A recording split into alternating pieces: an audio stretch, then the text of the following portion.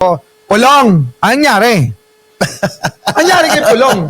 Bakit natatakot kang umarap sa ICI? Kaya nga eh. Teka. Oh, Usapan lalaki eh. ay usapan. Usapan lalaki to ha. Oh, tabi Roque. Tabi Roque. Okay, tabi ka dyan, baste ha. Usapan lalaki mo na to. Basta, hindi ka kasali. May kasama dito, Barbie. Kuya mo lang ang kasali rito. Kuya mo Ulit lang. natin. Kuya mo lang. Kuya mo lang. Usapang lalaki! Tabi, baste. Tabi. Si Baste, hindi kasali. At syempre, ang pag-uusapan lang dito si Pulong. Tama. Pero bakit ganun? Parang nagiging bakla na rin si Pulong. Kaya nga eh. Kasi ganito mga brother, ano? Itong nauna na nga, si Sandro Marcos. Oh. Si Congressman Sandro Yes. Marcos. Oh. Na siya na mismo ang sumulat sa ICI para imbestigahan yung mga ipinupukol na mga anomalya daw sa kanyang distrito. Oh. Ngayon, ginawa nga at inano rin na pinatunayan ng pamunuan ng ICI na totoo nga na nagpadala ng sulat itong si Congressman Sandro Marcos. Tama. Adi, okay na. Ngayon, pinadala naman na sulat itong si Pulong. Abay tinatanggi. Takot. Hindi ko alam baka may tinatago. Meron. Baka mamaya napunta na lahat sa mga pawok. Yung pondo. Hindi, baka. Kasi ito na lang. Kung pinupukulan ng mga taong ito, si Congressman Sandro Marcos, Tama. ng kung ano-anong issue na keso involved sa flood control, bakit hindi na lang kaya sagutin nito ni Congressman Pulong Duterte yung 51 billion na naka-allotment sa kanyang distrikto?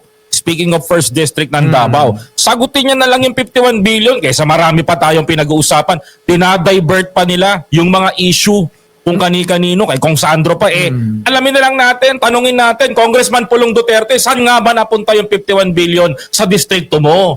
Samantalang, 1 billion lang dapat o hindi pa nga dapat 1 billion ang pondo mo sa isang taon?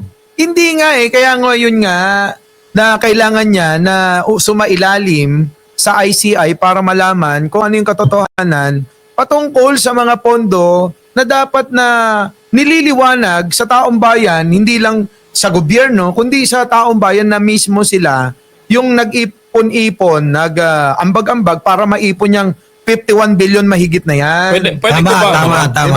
Pwede to. Kasi ang kwento dyan sa 51 billion ni Pulong Duterte, sa totoo lang, 1 billion o kalahating milyon lang dapat ang pondo ng isang distrito. Supposed to be, kung maliit o malaki. Conforme pa yun, kung maliit o malaki. Pero sa pamumuno, last 3 years ng kanyang tatay, nakakuha siya ng almost, tinagtagpi-tagpi niyan, nakakuha ng 51 billion overall. Kaya Diba? nga eh. Ako, ito, challenge ko, itong ICI. Bakit? Kung titignan ho natin, kaysa pagtuunan nyo ho ng pansin, yung pondo ho na tinutukoy dahil presidential son, si Sandro Marcos, bakit hindi nyo kaya pagtuunan din ng pansin para patas ho tayo itong 51 billion sa distrikto ni Congressman Pulong Duterte? Bago natin yan sagutin, siguro mas okay na papasukin na natin si Atty. Claire. Oo nga. Nandyan na Oo. Papasukin na natin si Atty. Claire para mas maganda na kasama kabendahan.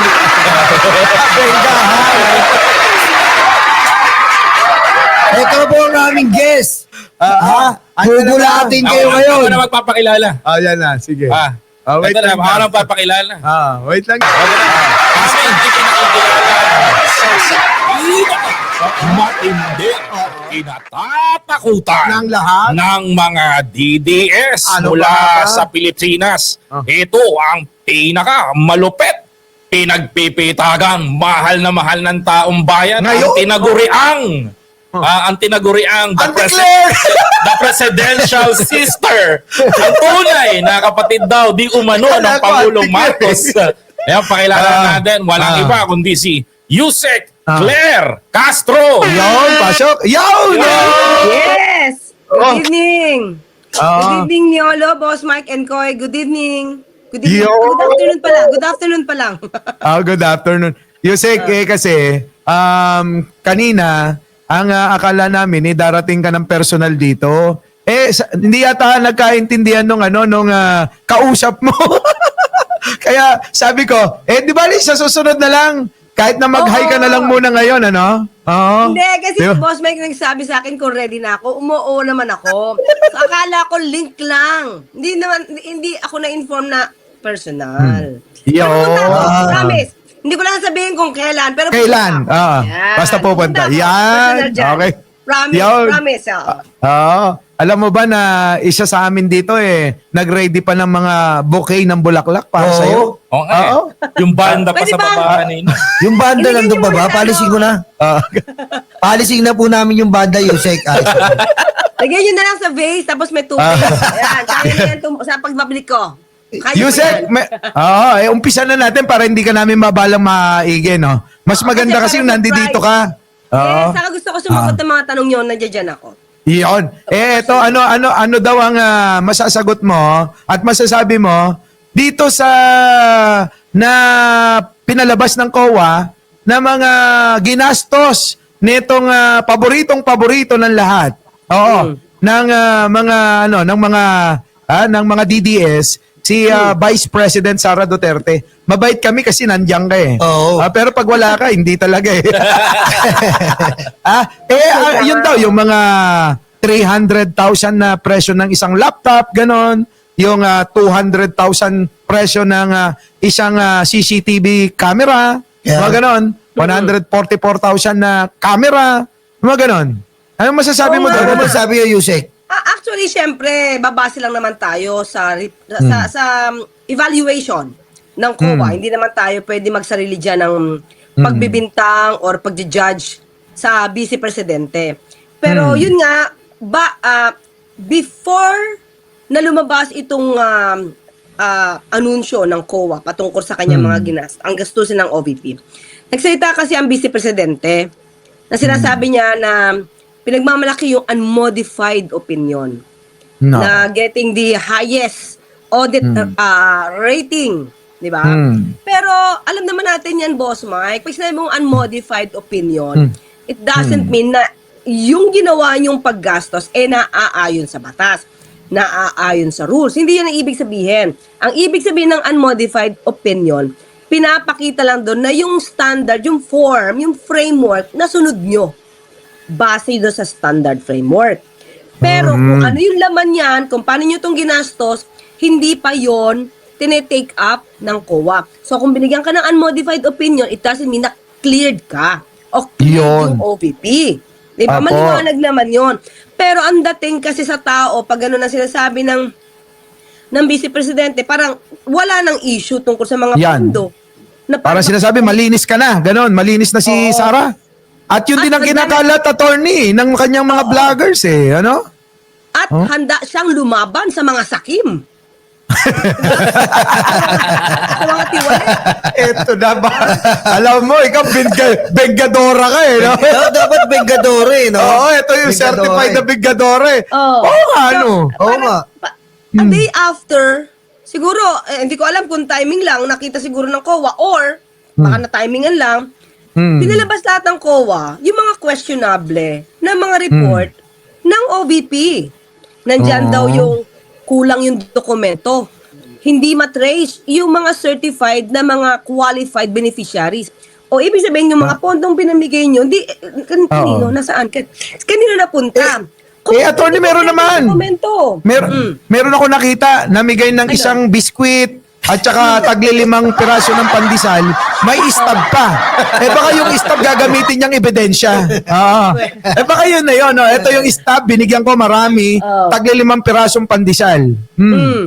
Hindi, yun pa, di ba? Sabi nga, maliban dyan, Boss Mike, yung situation report, yung post report, kung paano naganap ito, wala, kulang. Tapos yung sinasabing pinagbigyan ng ayuda para makapagnegosyo, magnegosyo taday, yung mga tao, lumalabas, walang feasibility study. So, paano mo ibibigay yung mga pagpuhunan dyan kung di mo naman din inalam kung gagana ba yung pinropose nila na Yes, Correct. kailangan Tama. pa na talaga. business? Yes. Ano ba purpose ng magnegosyo taday? Tama. Tulad yung kababayan mo na binigyan mo ng puhunan. So, Attorney. ang daming kulang. Yusek, tanong ko, siguro si Sara, napapansin ko lang, bilang isang kasing mamumuhunan din, para bang yung tira ni Sara, parang tirang bahala na lang. Parang kapag tumama ka, tatama. Pag hindi, bahala na. Parang ganun eh. Yung mga investment niya, yung mga ginagawa niya, di ba? Oo. Parang, It's either ganito yan, Boss Mike. It's either mamili na lang siya. Wala siya talagang alam dahil ibang tao gumagawa. Diba? Aray ko. Or strategy nila para mapakita na sila yung malinis. Boss Mike, Nyolo and Koy, ilang taon na ba siyang politiko? kaya nga. Ilang taon na ba siyang nagkaroon ng pondo? Ilang At ng taon na ba siya confidential dapat- fund, attorney. Yes, oo, mayor pa lang siya. Meron Bakit ng confidential hin- fund, correct. Oo, di ba? Mayor pa lang siya. Ang laki na ng confidential funds ng Mayor Sara Duterte at that time. Pero bakit hanggang ngayon di pa nila alam paano mag-report ng tama? Mhm. Bakit hindi sila marunong mag-gather ng documents to justify yung gastos? Eh baka, attorney, sanay sila sa ganun. Wardi-wardi lang. Oo nga eh, no? Parang nasanay sila sa Davao na wala naman nagche-check. O, tama. At hawak-hawak namin lahat, pati COA. Di ba? Ang ginagawa kasi, ang napapansin ko lang, Attorney Claire, na parang ang diskarte nila ngayon is parang mayor style lang. Oy, hindi ka mayor, Sara Duterte. Ha? Vice President ka, dapat alam mo yan. Tsaka Yusek, ba't ganun? Ba't sinasabi niya unqualified opinion? Ba't ganun sabi niya?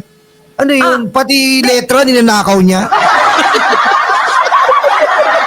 Grabe ka Hindi, naman, ano yun, Metro word talaga. talaga siya. Sabi niya eh. Word talaga Ha? siya. Oo. Word siya ng unmodified or unqualified opinion. Galing yan sa COA regarding okay, the okay. standard framework. Standard framework lang yan. Kumbaga, kung paano mo lang ni-report, tugma ba, pero kung paano mo ginamit yan, kung effective ba yan, hindi ka ba overpriced, nanakaw ba yan, hindi yun ang pinag-uusapan doon sa unmodified opinion. Na yun ang parang gusto nilang palitaway sa tao na malinis, maayos ang pagpaplano ng budget, maayos. Kung totoong maayos yung pagpaplano nila, bakit laging nafa-flag ng COA at sinasabi, Kaya nga bakit eh. wala kayong dokumento? Kaya nga. Yusek, isa pa po. Ito na lang po.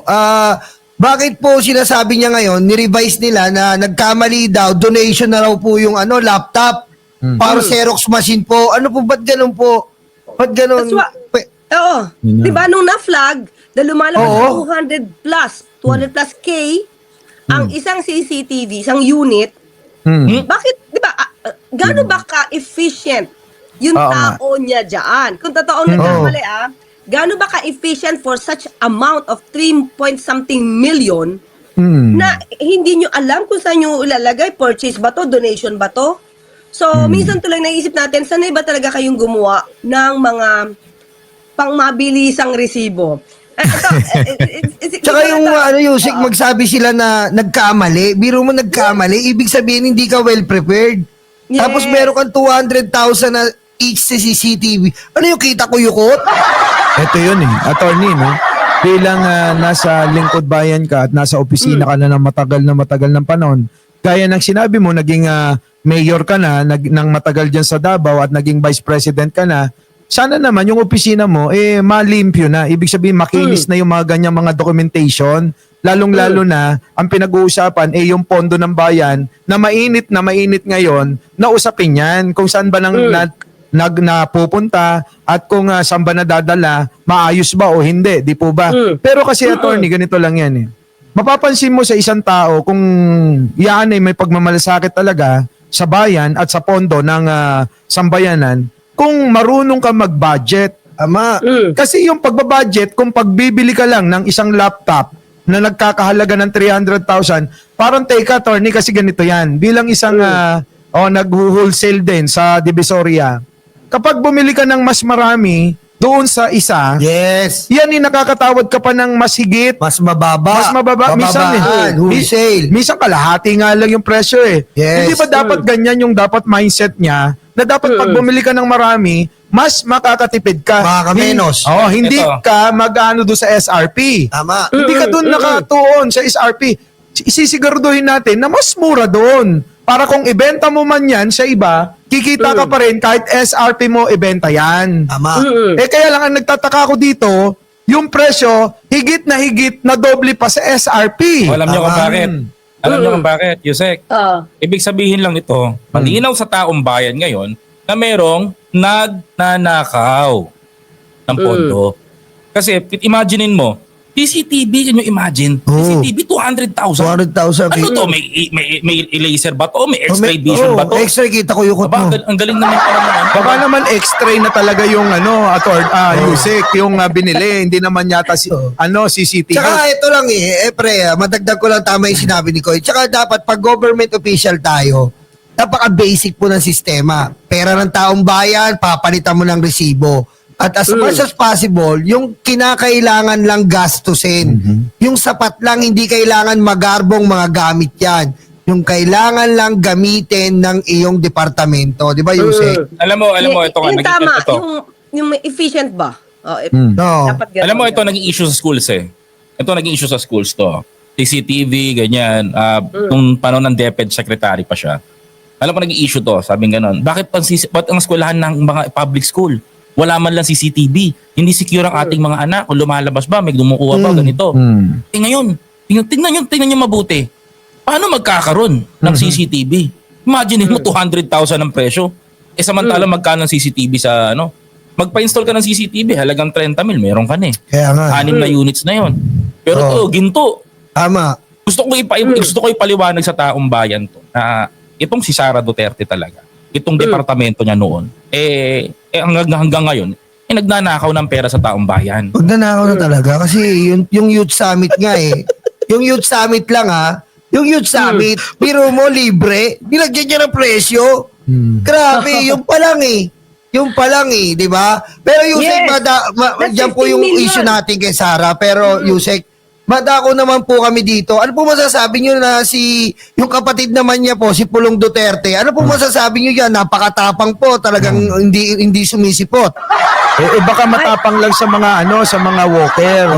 At saka sa mga buga. Tama. Kasi attorney, baka hindi nyo pa po alam, o baka naman hindi ko kayo mahuli sa balita, nauna na po si Congressman Sandro ay nagsumulat ng kanyang paanyaya para siya imbestigahan. Ngayon po, ito naman po si Pulong ay tumatanggi po na magpa-imbestiga sa ICC. Tama. Ano po masasabi nyo po doon? Yan.